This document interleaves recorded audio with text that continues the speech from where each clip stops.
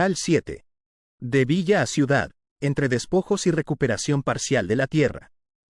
Días previos a la consumación de la independencia, los españoles descargaron sus últimas balas fusilando a diestra y siniestra a personas inocentes solo por la sospecha de apoyar la causa de la independencia.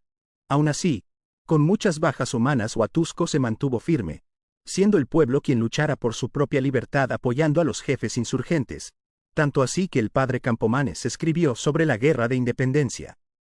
La historia de Huatusco debe ocupar un principal lugar en lo general de la Revolución de México.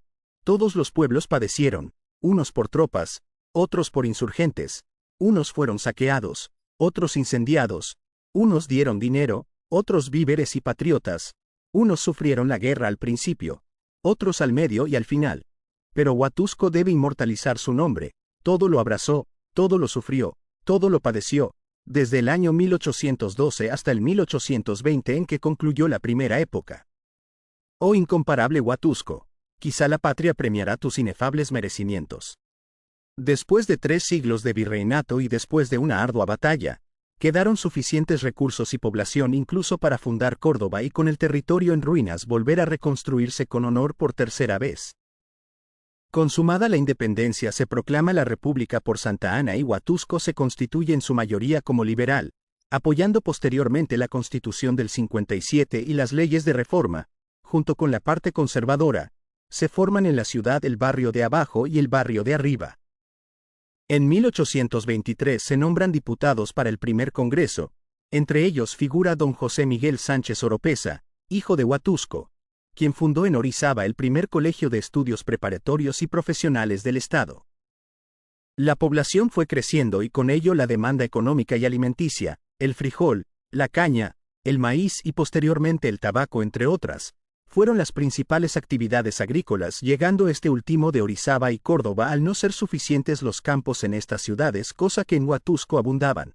Sin embargo, ninguno de estos cultivos logró el alza económica ya que desde la conquista se traficaban por los túneles, los cuales se conectaban entre las casas principales consistoriales, desembocando en los cerros para escapar del ojo del gobierno.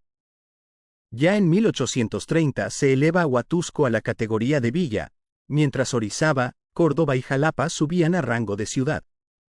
En 1847 se instala el gobierno del estado en Huatusco, siendo capital en un par de ocasiones.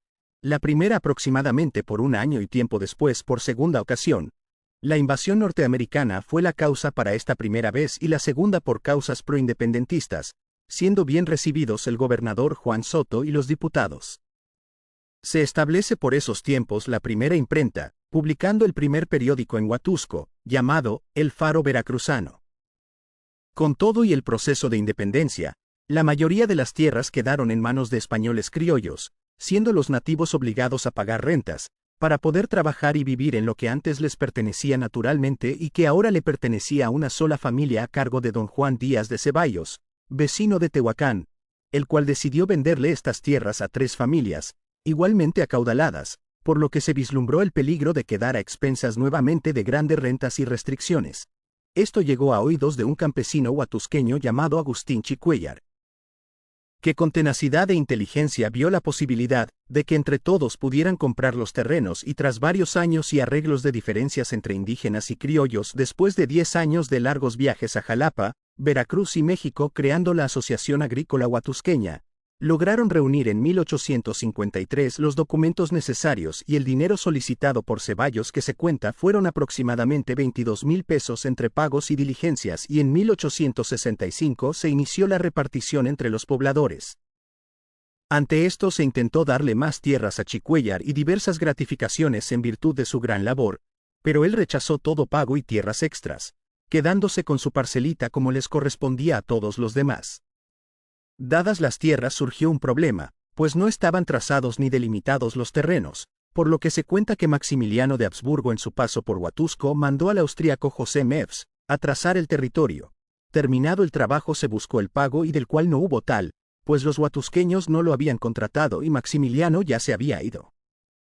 En su recorrido por Huatusco, Maximiliano de Habsburgo, archiduque de Austria y emperador de México, se hospeda pocos días y aunque se le ofreció siempre alimentos nunca los aceptó, pues viajaba con su comitiva que incluía a sus cocineros.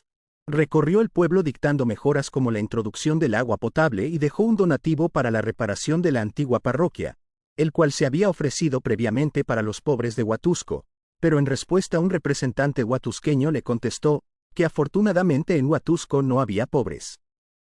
Ya de salida, Maximiliano visitó la hacienda, El Mirador, perteneciente al naturalista alemán Carlos Sartorius, que decidió quedarse en estas tierras debido a su potencial agroecológico, siendo Sartorius uno de los primeros generadores de la gran explosión del café, utilizando sus conocimientos y técnicas.